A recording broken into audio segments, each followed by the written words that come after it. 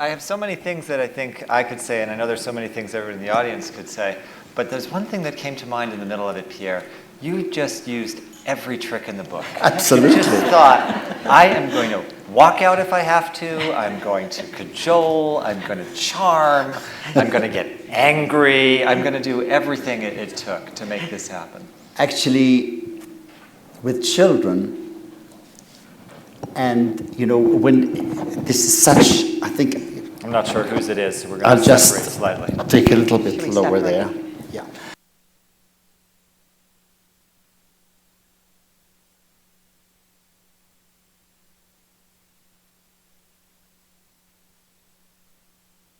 For the children, and but I couldn't let it come out except that one time, you know, when the bell rang and they just went out of. And I live in New York City, and we teach all over the Bronx and Harlem and and Brooklyn and Staten Island, and we have challenges there that we could easily walk out of because of misbehavior, you know. But this was a different type of challenge. Well, I think probably also because it was so personal. I mean, for Absolutely. you, obviously, and, you know, Yeah. I'll just say that this has become a whole new life in some ways. Pierre has just been working this last spring now in Belfast with Catholic and Protestant kids. So this has carried on to other areas. But Well, you see, my mother's Palestinian and Catholic was. My father was from Belfast and very, very Protestant. And his uncles were all ministers. And for him to have left Ireland and go part of the British Army, the early 40s, late 30s, and go out and marry an Arab woman, a Catholic. So I've done the Arab-Jewish side, so I had to go and do the Protestant-Catholic side. Oy vey Maria. Then I'm crossed on all sides. So, but that was, you're quite right. Yes, you're quite right, Damien. You know, what did you ask them? What did they learn? And they say they learned trust. What did you learn? Okay, wow. Sorry. No, what did I learn? I think I learned all the more to believe in people and to believe in children. You know, I love children. Yeah, I mean, clearly. I don't have any children, but yeah, I think that's it. And I think children, like animals, they feel you within the first 5 seconds, and they smell you. And I walk in, and I'm automatically attracted to them. They're attracted to me in a way that we get on with it. I mean, I color my hair now. I mean, when you think this old geezer coming in and getting down, you know, with these kids. Come on, baby. Well, exactly, Yeah, you know. But I think, I don't know. I hope I don't grow up. Let me say that. I have not grown up yet. Can I just say, Please. one of the things I think we both learned is Pierre always says, if you change the children, you change the future. And we saw a really good example of this because he started just with these children who, you know, they're not born to hate, they're taught it. They hated each other. And at the end of the film, the families were together, the kids were together. He transformed this city. Right. Diane, tell us about how we got here. How did this all happen? Because I know you have a history with Pierre and other work. Just give us a little background. In 2006, I produced a film called Take the Lead, which was starring Antonio Banderas. And it was inspired by the story of Pierre going into the public schools of New York to teach inner city children to ballroom dance. But this was in 1994. Ballroom dancing was not cool, and there was no Dancing with the Stars. So you can imagine what he was up against. And he started... It was kind of the lean years between Dance Fever, so you Right. may remember, and Right. Dancing with the Stars. Right. I mean, there was nothing. They thought he was nuts. He went in on a volunteer basis with 30 children, and he's now taught over 350,000 children. So, kind of incredible. So when Pierre called me and said, I'm about to fulfill my lifelong dream to go to Jaffa, I said, I'm coming with you. And we went. And I'll just interject because there's a very special person here, Diane. I know you know this person. But we had a dance company. We appeared at the Joyce Theatre with American Ballroom Theatre, and we were asked to do a performance for our dancers for the children of New York City Public Schools at the Joyce Theatre. And I had to do a professional development with the teachers ahead of time.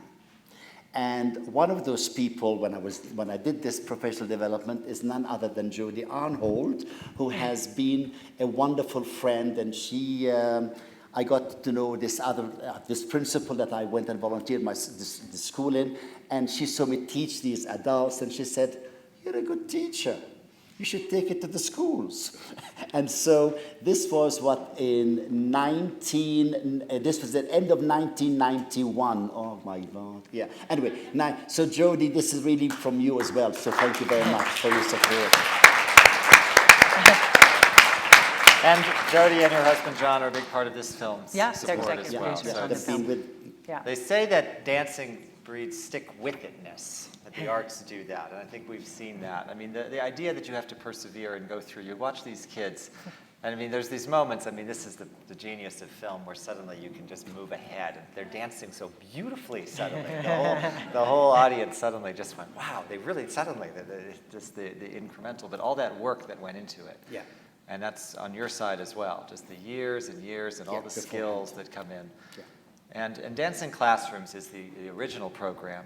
Tell me about Dancing Communities. How does that play? Dancing communities are two branches. We have a program in Geneva where we work with the patients in psychiatric clinics. I did a program there, and I was growing. I also took it to the Lodestar Adult Shelter for Homeless, the homeless adult shelter in Phoenix, Arizona. And this is where you really look at adults who are so downtrodden in life, and they've been beaten and whatever goes on in life, and then suddenly they're asked to be ladies and gentlemen. And just like children, if you ask a child to be a lady and a gentleman, they'll suddenly sit up. And they use their imagination. And these adults suddenly become little children, want to become ladies and gentlemen.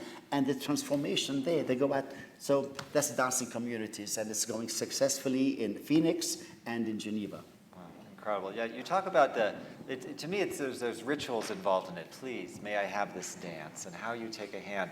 And the word that keeps coming up is respect, about teaching respect for each other, for yourselves, how you comport yourself.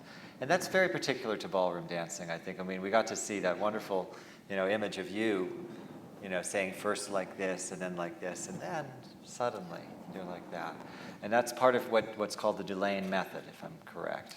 Yes, that is. That's right. So this is the technique that Pierre has developed, essentially to do just that, to teach children how to respect each other by dancing.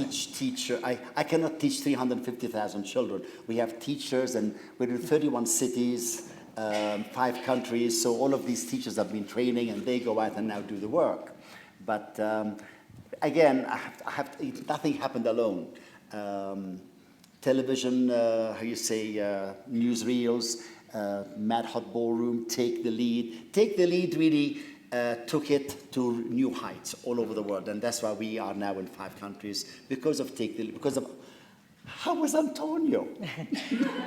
It's a question of all. Can he dance? Well, it's so interesting because he's a wonderful man. If you think about that just in itself, Take the Lead, it was a crossover. Yeah. So you got out of the realm of the people who might ordinarily be interested in this to people who discovered it in another way, which is very much exactly what happens in the classroom. People might not realize that the ballroom dance might create an opportunity for Noor to be a better student, to be able to concentrate in class. And that's, so much about the arts is about finding those opportunities, but you have to get in that cross-discipline. Right. And I imagine, I'm curious, Diane, if you felt like watching Pierre, was the work harder with the kids or with the adults, in a sense, to make it happen in Jaffa? In Jaffa, Yeah. I think on both sides, because a lot of parents were resistant in the beginning, and Pierre had to go in, but he had this huge amount of experience to be able to say, yes, it's dance, but it teaches life skills, etiquette, confidence, respect, and not only that, it transforms them in their schoolwork and as people. It really does change. If you sit like this, you feel completely differently about yourself, and other people look at you differently than if you're sitting like this. Yes. I mean, I'll just tell you a quick funny story. When we were doing Take the Lead, there was a white kid, who kind of thought he was black. And he came into the audition and to the rehearsals with his, pants hanging down. He was trying to be like a rapper and everything. And Pierre said, stand up straight, and his pants fell right down to the floor. So he was committed to standing like this so his pants wouldn't fall down. And, he transformed over the course of just the rehearsals and the movie. And so it really does make a difference. And the whole thing about respect is Pierre teaches them self-respect, respect for your partner, and one doesn't preclude the other. Because like in Jaffa, it's a zero-sum game. If I have self-respect, you must be less. And he teaches them it's not that. You want to go back? I want to go back. Well, I don't need to. No. I don't mean that I don't need to go back as such, but the program, I'm very glad to say, has since taught over 1,000 children. There are 2 teaching artists moving up to Haifa in one Arab school and one Jewish school. The most wonderful thing that the site director over there, Miri Shahaf Levi, who lives in Netanya, just north of Tel Aviv, if many of you, I'm sure, have been to Israel.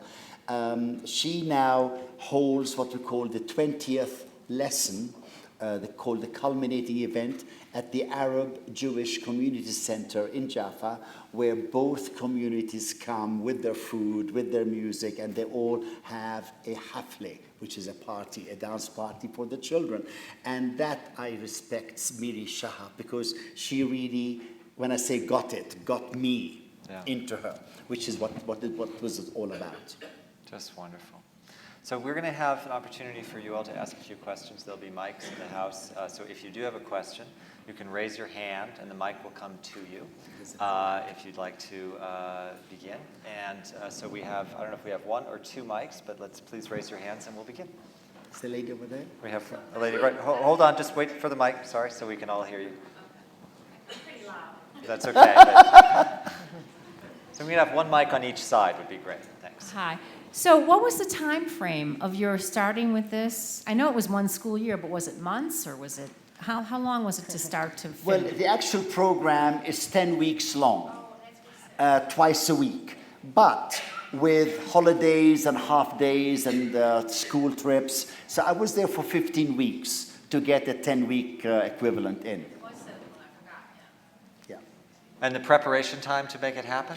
I went 3 times beforehand, September, December, and the beginning of January, and I started on February the 22nd. Wow. So and it was just getting them ready.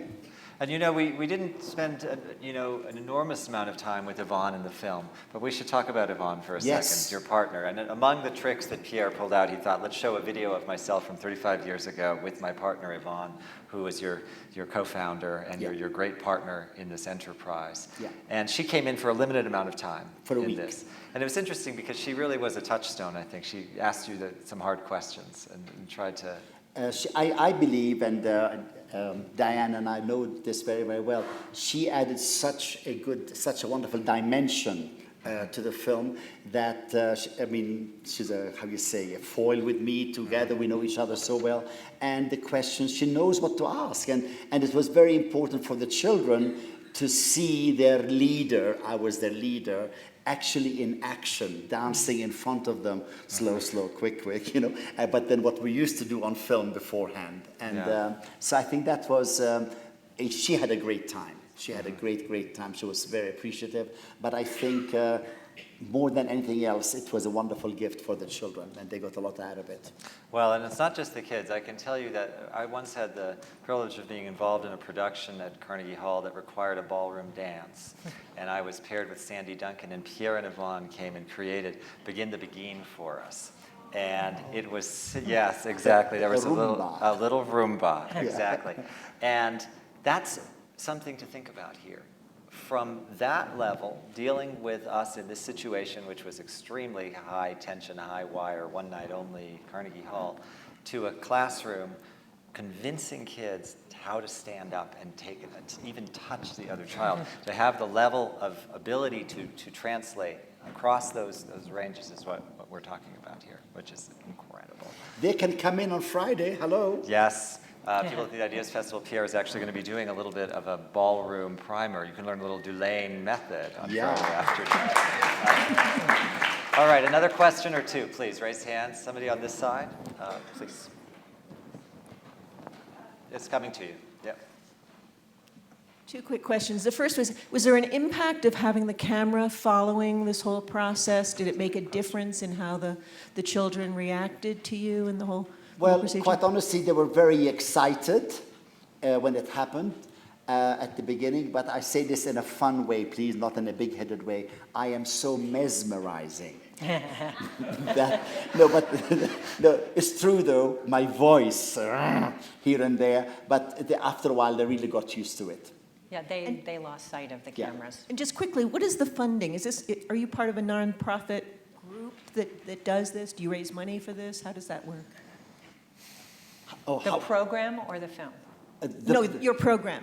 Your program around the program is a 501c3 in New York City and New Jersey.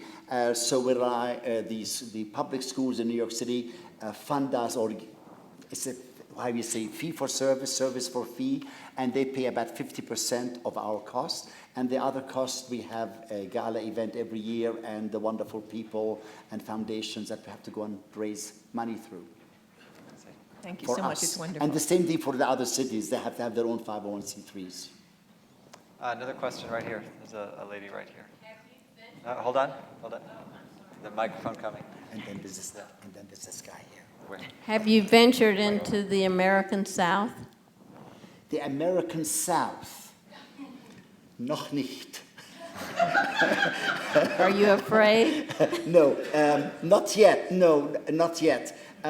You know, we are asked many times. We get many inquiries for dancing classrooms to go to all over the world.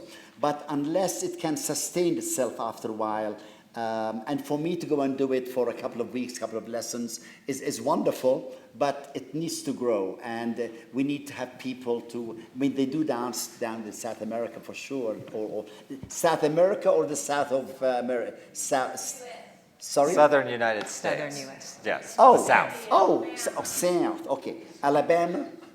Exactly. We are in Baton Rouge. We will be in New Orleans, and where else? We are in Lake Charles. Wonderful. So I think that's part of the South. Am I right? Yeah. It is. Pierre, who are you trying to? Another question. Yes.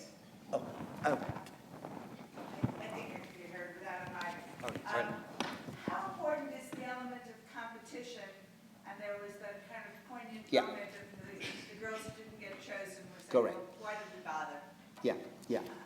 I don't like the word competition with children, but they are in competition each and every day in the classrooms. But at the same time, we call it the colors of the rainbow team match. I mean, that's another way of saying it also, you know. But you are with your girl, with your partner, I'm with my partner, you're with your partner. You have to earn 10 points, 7 points, 6 points. We get them together for the team. That's how we work it, so it becomes a team effort. It's not easy. It's not easy. But funny enough, that one girl that said Julia cannot dance, she was such a I mean, it's always at the end. They pull up their socks at the very end when it's too late. And we have to go with what's in front of us. Interesting. Yeah, competition. Sorry, go ahead. No.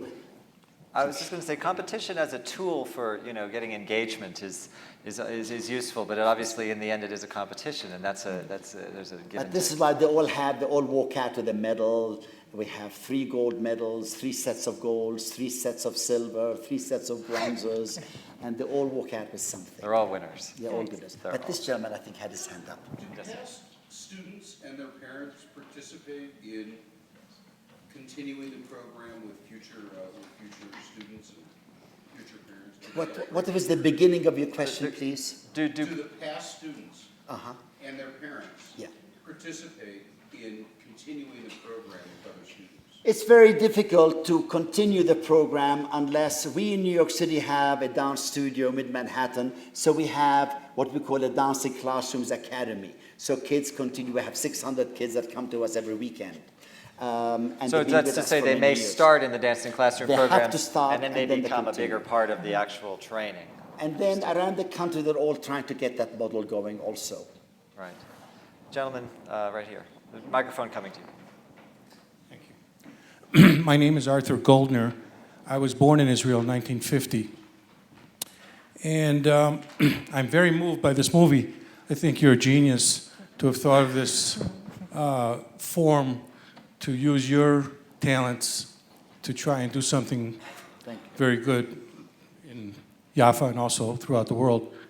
However, I'm obliged to bring up one inconsistency in the film, which you might want to edit before you send it out to the world.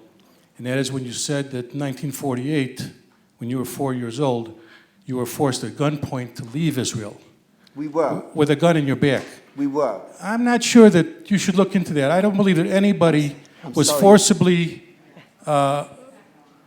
forced to leave Israel at gunpoint. There are tens of thousands of Arab families stayed in Israel and are productive citizens of Israel today who chose to stay in Israel and fight in 48, and your family was not forced by gun in your back to leave Israel. So I really respect everything you've done as it relates to the children, but if you want the film to be historically correct, I would take that one sentence out of the film. Well, at the risk of not of trying to bring that around, I think that since it did happen to Pierre, he gets to have his memory and gets to put it out there the way he remembers it. So let's leave it at that, because it did happen to you. You were the only witness that we have in the room. One more question, please, right here. Citizen artist scholar. Hello. First off, I just want to say thank you for telling your story and the important story of this work, but also, more importantly, for telling the story of these kids. I think that their personal stories probably would never have been heard in the world had it not been for this film and this program. So I'm curious to know if you have any updates about some of the young people that you followed, like Noor or Ala or even Lois, and if they continued with their dancing or how their lives have progressed. The Dancing in Jaffa opened at the Tribeca Film Festival in April, and on May 2nd it had the premiere in Israel. So I was in Israel and Diane was there for the premiere over there, and we saw the children, let's say we saw the stars first of all on that opening night and a few others, and then when it played 2 days later at the Cinematheque in the center of Tel Aviv, like about 40 children came that were part of the dancing classrooms. So I saw them all. And some of them have continued. The Weizmann School do have a program that they're able to continue with some form of dancing. And also, again, Miri Shahaf-Levi, the director there, is looking into making it happen through the Ministry of Education. Right, they've already increased, by a geometric amount, the number of kids and students, and it will continue to grow, as the years go on. And Noor has maintained this new confidence, and she went and spoke after each of the screenings. Really? And she's like a little mini movie star, and people stop her on the street because it's playing now in all the theaters in Israel, and people stop her on the street and go, "Oh my God, you were amazing," And we were terrified. We didn't know what she would think when she saw it. Oh, that's fantastic. I mean, I can say that even tonight, Pierre only just arrived in Aspen about 4 hours ago. I saw two parents come up and immediately accost him and say, "Oh my God, our child has worked with you." Yeah. And so these testimonials come back to you over the years, and since you've been doing this program for so long, you must have a kind of a log of how it's developed with children. But I think watching these kids over the years is going to be something very special. Yeah, it's wonderful. Okay, one last question, and then we should let everybody go. Please, right, there's a microphone coming to you, right to your... I want to say thank you for the service that you've done to so many children and their families. And, you had mentioned that you don't have children, but it seems like you have many children, and that you've given love to so many children. So I think you do have children. So thank you. Thank I you. think on that note, That's really- Pierre and Diane, thank you so much. Amazing. Thank you, Damien. And thank you all for being Thank you, here. everybody. Bravo, Pierre.